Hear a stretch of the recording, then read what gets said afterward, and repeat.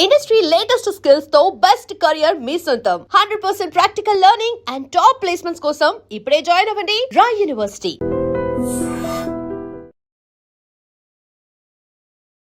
Welcome to I dream. నేను మీ అనుష కుమార్. ఇవాళ మన గెస్ట్ ప్రముఖ సర్జికల్ ఆంకాలజిస్ట్ మోహన్ వంశీ గారు. వారితో మాట్లాడదాం.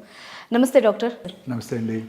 మెయిన్గా క్యాన్సర్ లక్షణాలు అని వింటూ ఉన్నాం, డాక్టర్స్ చెప్తున్నారు. బట్ ఏ క్యాన్సర్కి ఎలాంటి లక్షణం ఉంటుంది, వీటి మధ్య వేరియేషన్ ఎలా ఉంటుంది, అసలు స్టార్టింగ్ స్టేజ్లోనే ఎలాంటి లక్షణాల ద్వారా మనం ముందుగానే గుర్తించవచ్చు? చాలాసార్లు cancer is a silent killer అండి.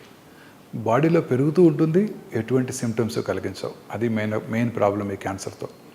చాలాసార్లు చిన్న చిన్న సిమ్టమ్స్ ఉంటాయి, అండ్ నార్మల్గా కూడా కొంతమందిలో ఉంటూ ఉండవచ్చు. అందువల్ల క్యాన్సర్ని అశ్రద్ధ చేస్తుంటారు, అందువల్ల లేట్గా డయాగ్నోస్ అవుతుంటాయి. మెయిన్గా ఒక జనరల్ సిమ్టమ్స్ కనుక మనం చూసినట్టయితే క్యాన్సర్ పేషెంట్స్లో జనరల్గా, అంటే అందరికీ కాదు, ఒక 60-70 మందికి 60 to 70% పీపుల్కి కొంచెం ఆకలి తగ్గుతుంది. అంటే బాగా తినబుద్ధి కాదు, డిస్టేస్ట్ ఫర్ ఫుడ్, చాలా ఇష్టమైన ఫుడ్ వారి ముందు పెట్టినా కూడా తినబుద్ధి కాకుండా వెనక్కి వచ్చేస్తుంటారు. ఆకలి కూడా తగ్గుతుంది.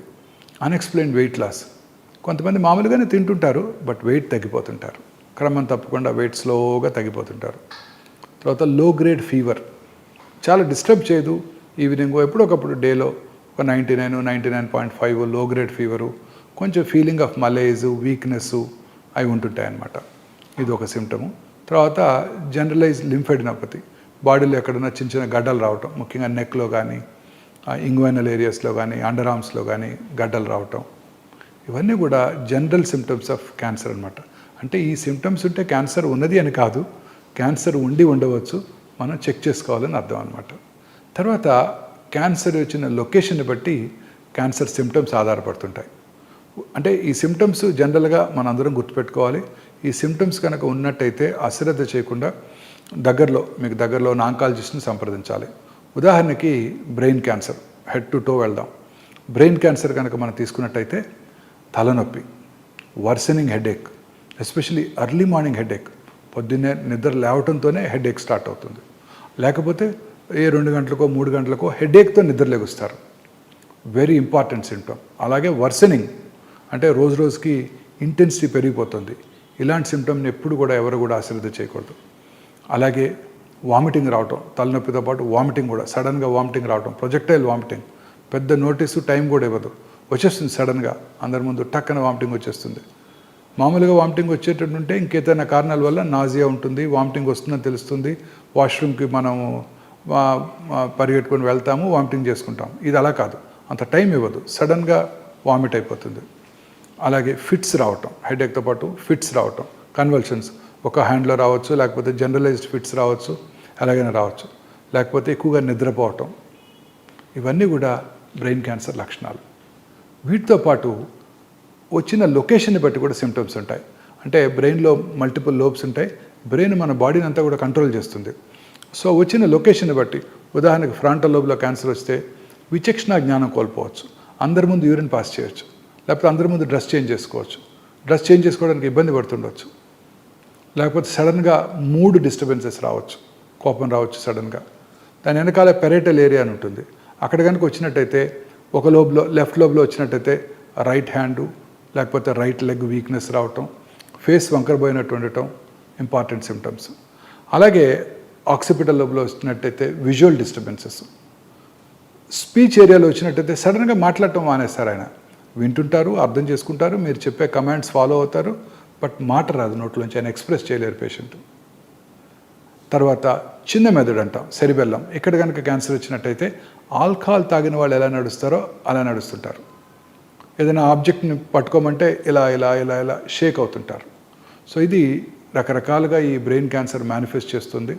ఎటువంటి సిమ్టమ్ ఉన్నా కూడా, ముఖ్యంగా 50 దాటినాక, ఎటువంటి మూడ్ స్వింగ్స్ ఎక్కువగా ఉన్నా కూడా, తలనొప్పి ఎక్కువగా ఉన్నా కూడా, విజువల్ డిస్టర్బెన్స్ ఉన్నా కూడా ఎటువంటి అశ్రద్ధ చేయకుండా దగ్గరలో ఉన్న ఆంకాలజిస్ట్ని కలిసి చూపించుకొని అది క్యాన్సరా కాదా నిర్ధారణ చేసుకోవటం చాలా ఇంపార్టెంట్. కొంచెం కిందకి వచ్చినట్టయితే oral cancers, oral cavity, oropharynx అంటాం, ఓరల్ క్యావిటీ వెనకాల ఉన్న అన్నవాహిక భాగాన్ని. These cancers are the commonest cancers in south India, especially tobacco smoking చేసే వాళ్ళలోనూ, స్మోక్లెస్ టొబాకో అంటే గుట్కా, కైని, అంబారీ రకరకాలుగా వాడుతుంటారు ఈ టొబాకోని. ఇవన్నీ కూడా క్యాన్సర్ కారకాలు. చాలామంది అంటుంటారు, నేను టొబాకో నోట్లో పెట్టుకుంటాను, నములుతాను, ఊసేస్తాను, నేను లోపలికి ఇంజెస్ట్ చేయటం లేదు, తీసుకోవట్లేదు లోపలికి, నాకు క్యాన్సర్ ఎందుకు వస్తున్నప్పుడు అడుగుతూ ఉంటారు. ఆ నములుతున్నప్పుడే కొన్ని సెకండ్స్లోనే ఆ టొబాకోలో ఉన్న 400 కార్సినోజన్స్ అంటే క్యాన్సర్ కారక పదార్థాలు బ్లడ్లోంచి అబ్జార్బ్ చేయబడి నోట్లోనే కాకుండా శరీరంలో ఇతర భాగాల్లో కూడా క్యాన్సర్ కలిగించవచ్చు. స్మోక్ చేసిన 6 సెకండ్స్లో ఆ టొబాకోలో ఉన్న 400 to 500 కార్సినోజన్స్ మన బ్లడ్లోకి వెళ్ళిపోయి ఎక్కడైనా శరీరంలో ఏ భాగంలో అయినా క్యాన్సర్ కలిగించవచ్చు, ఇంక్లూడింగ్ గర్భసంచి ముఖద్వారం. అబ్రాడ్లో కార్సినోమా సర్విక్స్ ఇన్సిడెన్స్ చాలా తక్కువ వెస్ట్రన్ వరల్డ్లో, కానీ అక్కడ స్మోకింగ్ ఎక్కువ, విమెన్లో ఎక్కువ స్మోక్ చేస్తుంటారు అక్కడ. వాళ్ళలో ఈ గర్భసంచి ముఖద్వార క్యాన్సర్ చాలా కామన్గా చూస్తుంటాం. ఇలా అనేక రకాలైన క్యాన్సర్స్ ఈ స్మోకింగ్ వల్ల వస్తుంది. ఒక సర్ప్రైజింగ్ థింగ్ ఏంటంటే అన్ని క్యాన్సర్స్ కూడా స్మోక్ చేసే వాళ్ళలో ఎక్కువగా చూస్తుంటాం. ఒక్క క్యాన్సరు, అది ఎండోమెట్రియల్ క్యాన్సర్, గర్భసంచి body cancer, it seems smoke చేసే వాళ్ళలో తక్కువ కనబడుతూ ఉంటుంది. సర్ప్రైజింగ్. బట్ మిగతా అన్ని క్యాన్సర్స్ ఇంక్రీజ్ అవుతాయి. సో ఓరల్ క్యాన్సర్ ముఖ్య లక్షణాలు ఏంటంటే మానని పుండు.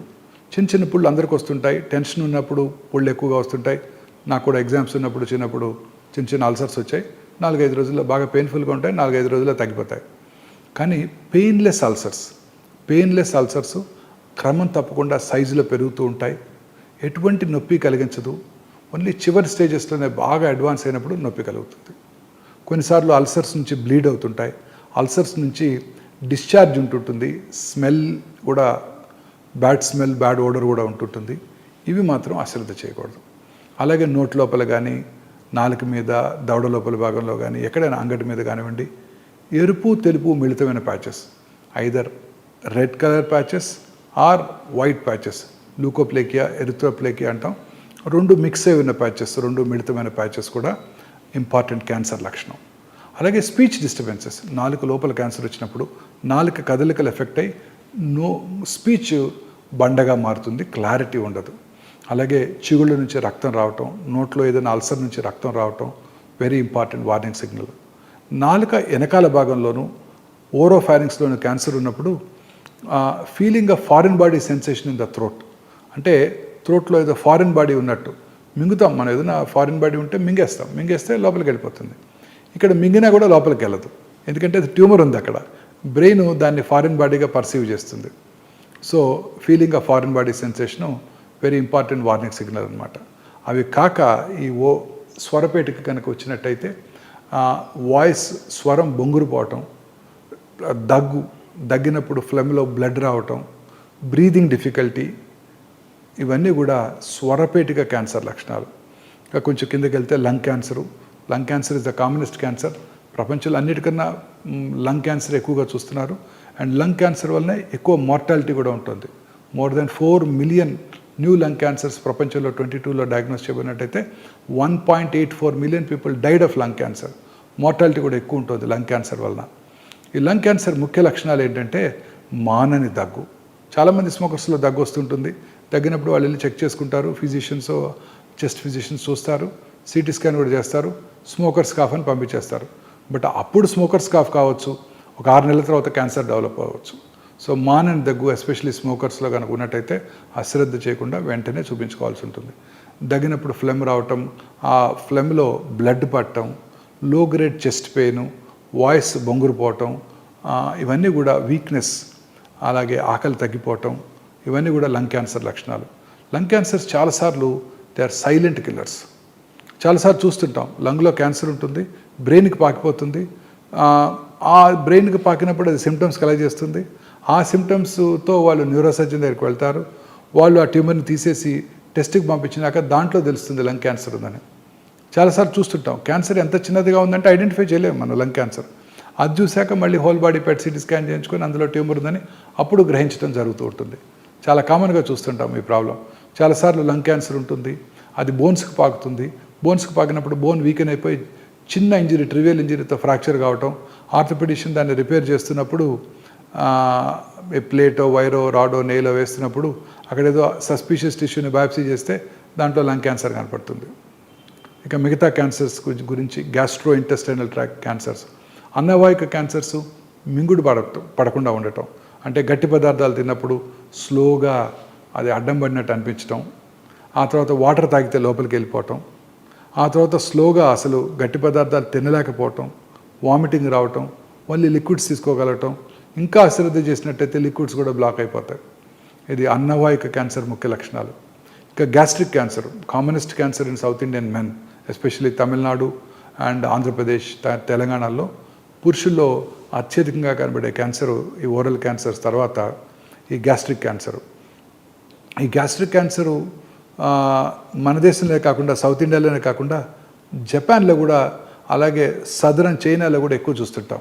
మిగతా దేశాల్లోనూ మన నార్త్ ఇండియాలోనూ కూడా ఈ గ్యాస్ట్రిక్ క్యాన్సర్ చాలా తక్కువగా చూస్తుంటాం. సో ఈ మూడింటిని కనుక మనం సున్నితంగా పరిశీలించినట్టయితే ఒక కామన్ హ్యాబిట్ ఉంది, రైస్ ఈటింగ్ పాపులేషన్. జపాన్లోనూ స్టేపుల్ ఫుడ్ రైసు, చైనీస్లోనూ రైసు, సౌత్ ఇండియాలో కూడా rice. So somehow rice is definitely related to gastric cancer. So అలాగే సౌత్ ఇండియాలో తినే పికిల్డ్ ఫుడ్స్ అవి కూడా ఇంపార్టెంట్ కాజ్. తర్వాత పెద్ద పేగు క్యాన్సరు చాలా కామన్ క్యాన్సరు, ఎస్పెషల్లీ అర్బన్ ఇండియాలో చాలా కామన్గా చూస్తున్నాం. పెద్ద పేగు క్యాన్సర్ లక్షణాలు ఎలా ఉంటాయంటే రైట్ సైడెడ్ క్యాన్సర్స్, పెద్ద పేగు right side transverse colon, left sided cancers ఉంటాయి.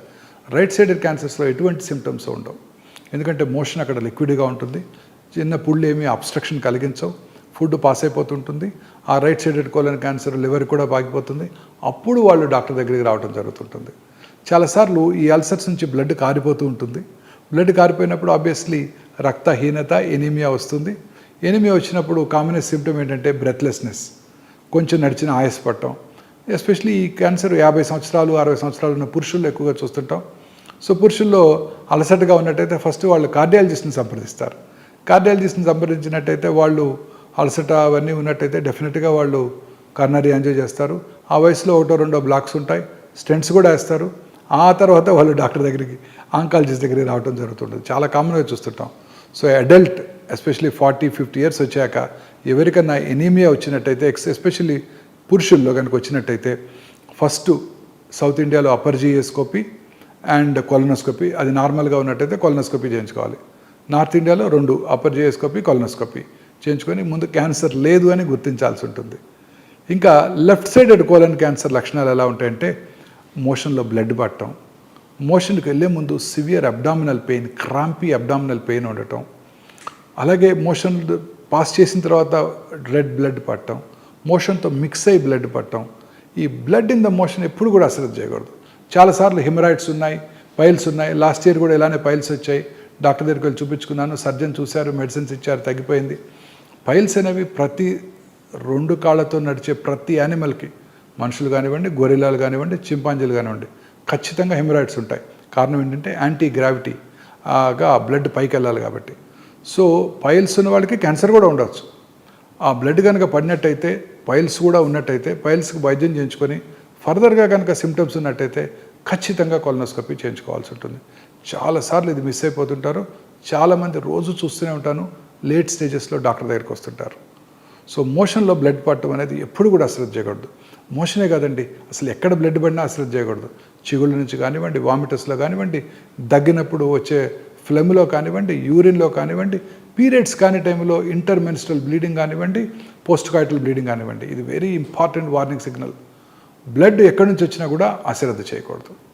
సో అలాగే ఆల్టర్నేటింగ్ కాన్స్టిపేషన్ అండ్ డయేరియా, సడన్గా చాలాసార్లు లూజ్ మోషన్స్ అయిపోతాయి, మళ్ళీ కాన్స్టిపేషన్ వస్తుంది. Very important warning signal off left sided colon cancer.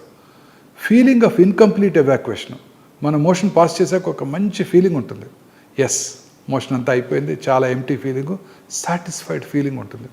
కొన్ని రెక్టల్ క్యాన్సర్ ఉన్నప్పుడు మోషన్ పాస్ చేసిన తర్వాత కూడా ఇంకా ఎంటీ చేయాలి, ఇంకా లోపలేదో ఉంది, పూర్తిగా మోషన్ పాస్ చేశారు అయినప్పటికీ కూడా ఇంకా మోషన్ లోపలే ఉన్నట్టు అనిపిస్తూ ఉంటుంది. అంటే అది ట్యూమర్, అది మోషన్ కాదు. బ్రెయిన్ ట్యూమర్ని మోషన్ లాగా పర్సీవ్ చేస్తుంది, ఏదో ఫారిన్ బాడీ ఉంది అక్కడ అన్నట్టు పర్సీవ్ చేస్తుంది అనమాట. So feeling of incomplete evacuation. తర్వాత decrease in the calibre of the stool కనుక గట్టి స్టూల్ పాస్ చేసినట్టయితే ఒక క్యాలిబర్ ఉంటుంది, ఇట్లా ఒక 1.5 సెంటీమీటర్స్ అంత ఉంటుంది. క్యాలిబర్ అంటే ట్యూమర్ వచ్చింది అనుకోండి, లోపల మోషన్ సన్నటి టూత్పేస్ట్ లాగా బయటకు వస్తుంది. So that is a very important signal. So ఈ సిమ్టమ్స్ ఎవ్వరు కూడా అశ్రద్ధ చేయకూడదు. ఈ సిమ్టమ్స్ అశ్రద్ధ చేసినట్టయితే క్యాన్సర్, కోలన్ క్యాన్సర్ ముదిరిపోతుంది. ఇంకా other common cancers, gynaecological cancers, స్త్రీలలో వచ్చే గర్భసంచి ముఖద్వార క్యాన్సర్ చాలా కామన్గా చూస్తుంటాం. దీని సిమ్టమ్స్ ఎలా ఉంటాయంటే పీరియడ్స్ టైంలో ఎక్కువగా బ్లీడింగ్ రావటం, ఇంటర్మెన్స్ట్రల్ బ్లీడింగ్ అంటే పీరియడ్స్ మధ్యలో బ్లీడింగ్ రావటం, పోస్ట్ కాయిటల్ బ్లీడింగ్ భర్తతో చేరిన తర్వాత బ్లీడింగ్ అవటం, అలాగే వైట్ డిశ్చార్జు ఆర్ ఆఫుల్ స్మెల్తో ఉన్న డిశ్చార్జు, బ్లడ్తో కూడిన డిశ్చార్జు, లో గ్రేడ్ లోవర్ అబ్డామినల్ పెయిన్, ఇవన్నీ కూడా గర్భసంచి ముఖద్వార క్యాన్సర్ లక్షణాలు. చాలా కామన్ క్యాన్సర్ సౌత్ ఇండియాలో, especially coastal Andhra Pradesh, Tamil Nadu and ఒరిస్సాలో చాలా కామన్గా చూస్తుంటాం. ఈ సిమ్టమ్స్ అన్నీ కూడా అందరూ అశ్రద్ధ చేస్తారు. చాలాసార్లు లేట్గానే మనం డయాగ్నోస్ చేయడం జరుగుతూ ఉంటుంది.